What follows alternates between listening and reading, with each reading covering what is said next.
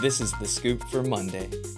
I'm Josh Holton with the WMNF News headlines. The Philadelphia Eagles defeated the Kansas City Chiefs 40-22 in the first Super Bowl to be held in the New Orleans area in a dozen years and was played with President Donald Trump in attendance just over a month after a man drove a truck into New Year's revelers on Bourbon Street.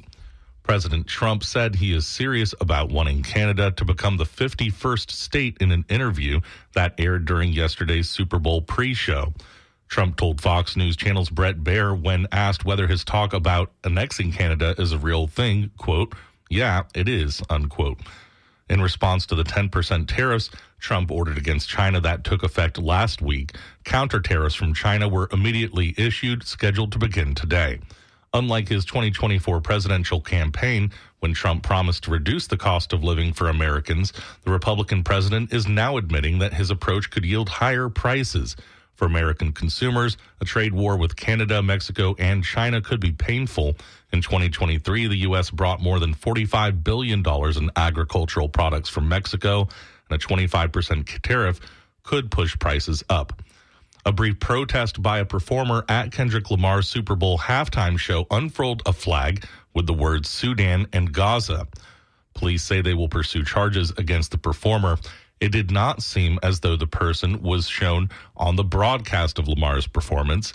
In Gaza, much of the territory has been obliterated in an Israeli offensive triggered by a Hamas-led attack in 2023 that killed 1,200 people and saw 250 people taken hostage. Local authorities say the Israeli offensive has killed more than 47,000 Palestinians. In Sudan, a civil war since April 2023 has killed more than 28,000 people. Israeli police have raided a long-established Palestinian-owned bookstore in East Jerusalem, detaining the owners and confiscating books about the decades-long conflict. Police say the books incited violence. The store, which is called the Educational Bookshop, was established 40 years ago in East Jerusalem, which Israel has annexed to its capital in a move not recognized internationally. The Palestinians want Jerusalem to be the capital of their future state. New strains of bird flu continue to mutate and spread. Tom Bayless keeps us updated on the flu's progress. The bird flu outbreak has intensified both internationally and in the United States this week, with new strains discovered and more farms infected. A new strain of bird flu, H5N9, was discovered at a duck farm in California, marking its first appearance in the U.S. A variant of the H5N1 called D1.1 was detected in dairy cattle in Nevada, the first occurrence of the genotype in American dairy cows. Federal officials confirmed new avian flu outbreaks in poultry in 3 states, with more than 1 million birds impacted in Newton County, Missouri. In America alone, the new strain known as H5N1 is, so far, responsible for skyrocketing egg prices, nearly 200 million poultry deaths, and the first human death verified by the CDC in Louisiana. The virus has infected birds in every state in the nation, as well as polar bears, foxes, skunks, and seals, leaving many dead or with nerve damage. The H5N1's easy transmission has been proven.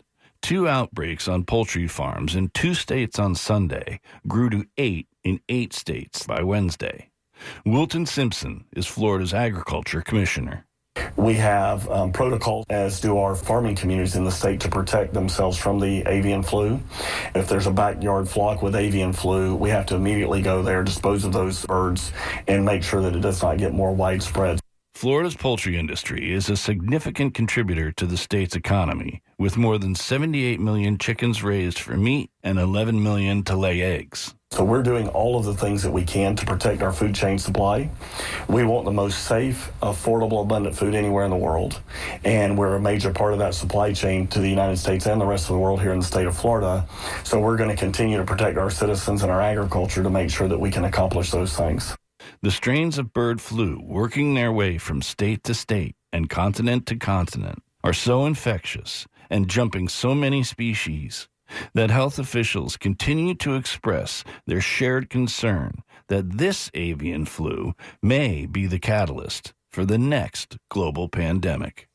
In Southwest Florida, I'm Tom Bayless. For the weather, today will be partly cloudy with highs around 80. Tonight will be mostly clear with overnight lows in the mid-60s. Tomorrow will be mostly sunny with highs around 82. I'm Josh Holton with the WMNF News headlines.